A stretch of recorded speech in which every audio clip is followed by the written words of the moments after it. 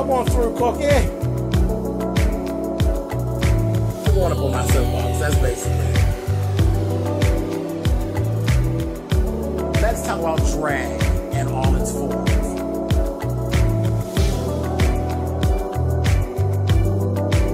What,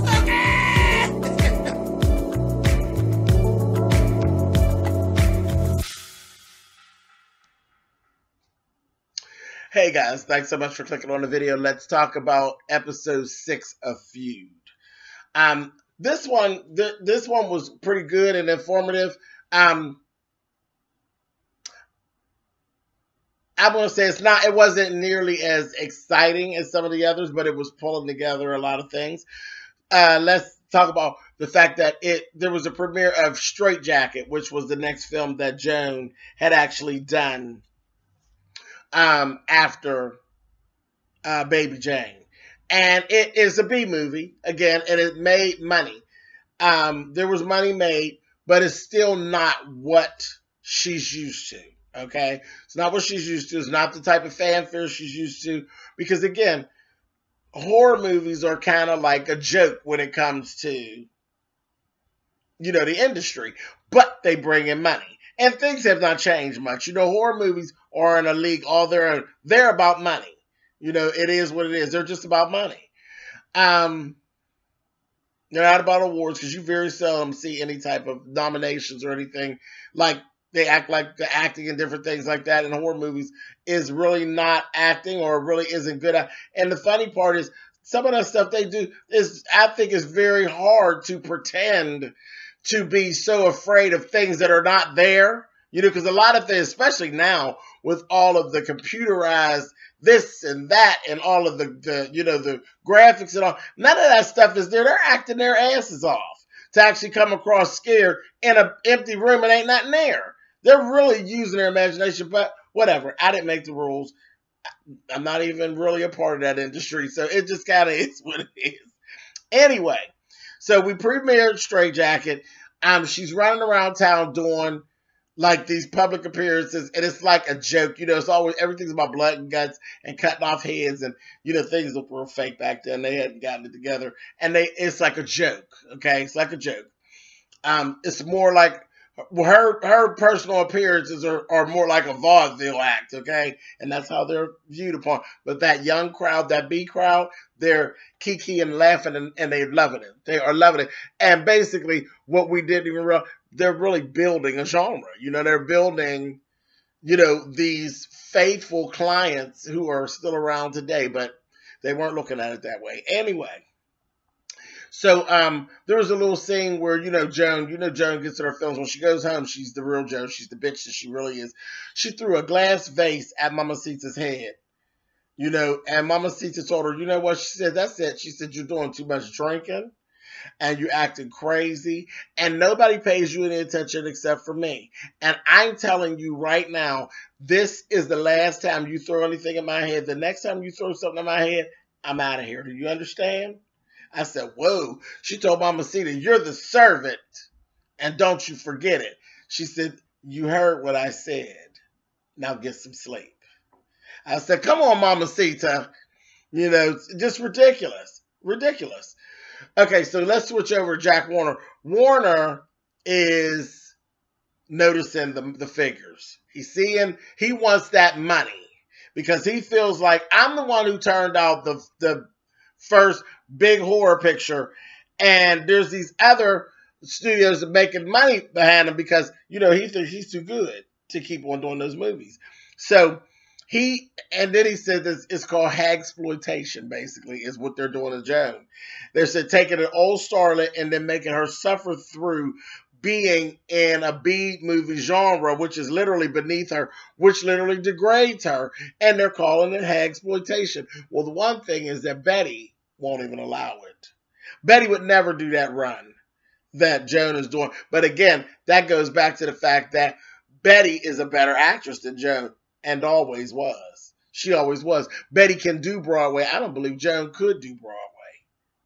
So that's why she didn't, So you got that whole thing. So he ended up telling them he had a plan. He wants this money. bring Aldridge back in here. Bring Bobby Aldridge back in here. So he gets Bobby Aldridge, and he has it down, and he's thinking that, everything's going to be the way that it used to be. He's going to push him around, this, that, and the other. But Bob Aldridge is growing and maturing. He pretty much knows his worth. He kind of pays attention to how the numbers is going, and he kind of knows that he is worth more to Warner than he's leading on. He is the piece of the puzzle that's going to put the money into Warner's pocket. He understands that. Warner offers him Hush Hush Sweet Charlotte, which is my favorite, okay? Hush Hush Sweet Charlotte. But at the time they were calling it Whatever Happened to Cousin Charlotte. And at the time, it was supposed to star both. He was trying to recreate what he had going on with the two of them. And it just wasn't working out. Then they put them together, and it was so funny. It's so funny to see where everybody was and what they wanted. Bette was more concerned about having creative control over the movie and trying to add value to the genre of the B movie. That was her whole point. Trying to add value. She's like, you give me what I need, and I'll take you where you need to go with the movie. Joan wants top billing and money. That was her whole, shallow. She top billing the money because her ass is over there struggling. Pepsi is failing her really, and she ain't talking about it. And, she needs fame and money. We learned that she actually, Hedda came and seen her and was telling her, you know what, there's a stag film. Somebody's out there shopping a stag film, and you're supposed to be a part of it. So she said, did you ever do a film like that? And, Joan's like, no, girl, no, this, that, and the other. So Hedda basically told her, you know what, listen, if it's out there, you need to let me know that it's actually out there. I will find it. I'll Olivia Pope that shit. And we can turn it around and make it look like redemption for you as opposed to it crumbling your career, and making people, realize that you're nothing more than a porn star, who happened to make it big, which would be devastating back in that time. That would have been real bad. So we find out as we're watching that it's actually her brother, her biological brother, who could not stand her. He was an actor too, who his career never really got off. She never hooked him up with the right people to get anything because, she's a bitch. That's how she is. He had been blackmailing Joan all these years. She'd been bringing him money. He worked at a hotel, just regular schmegular dude. She's bringing him money and stuff because he always was holding this over her head that he actually had film of her turning tricks and everything like that. Later on, he ends up getting sick and had to have his pancreas removed. She comes down to see him, and they get to arguing back and forth. And she's bringing him money, and he's telling her, you got money, this, that, and the other. She had gotten an advance from her sign-on from Hush Hush Sweet Charlotte. And she brings him this last piece of money, and then he was going to use it it was a check to pay his medical bills and all of this. And they get to going back and forth, and you really get the gist of their relationship. Again, she was jealous of him, and he hated her, and it just was a mess. And he had been blackmailing her all these years, and then he let her know. He said, there never was a film. A film never existed. I've been ranking you all these years. The film never existed, but he was letting her know, you're pathetic. You are pathetic. But yeah, she did some whoring back in the day and thought that somebody had slipped and got footage, and he didn't. He had been lying all that time and bamboozling us. The people were vicious back then. Well, not people still are vicious, but yeah, that's really your own brother. That was pretty vicious. But anyway, so that was that. Sure enough, she cussed his ass out real good, and she left out of that hospital and went on home. By the time she got home, Mamacita told her, I need you to sit down in there. She sits down, baby, and finds out he died in surgery because they were wheeling him down to surgery when she left. He died during the surgery. Something went wrong, and that's what she was saying. This is just a regular, if they're like, it's a regular procedure, it's no big deal. He died. I think it was his appendix. It was his appendix. His appendix burst during the surgery, and he died. Child, right after they had argued, he died. Probably the stress of it all. That goddamn Joan, Mama Sita's looking at her like, okay, well, just tell me what you want. Tell me what we need to do, this, that, and the other. Honey, she got on that phone, baby, and called Citibank, honey, and told them, I wrote a check out to my brother. This, that, thing, and the other. Cancel it. He won't be needing that loan after all. She gave very much of, honey, you got to die owing somebody, honey. You'll be owing the hospital. Because I'm canceling the check, honey. Cancel that check just as good. I said, girl, Joe, you are a mess. Let's switch back over and talk about Aldridge and Warner. Aldridge and Warner. Okay, so finally, when they get everything moving, got all these moving pieces going, and everybody's involved, and they're getting down the way.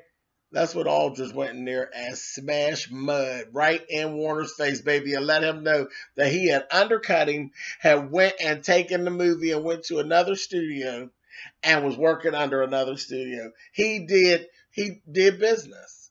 He finally got his ducks in a row and did business and basically gave Jack Warner the biggest, best kiss my ass that you ever could have had. Cut him out of it altogether.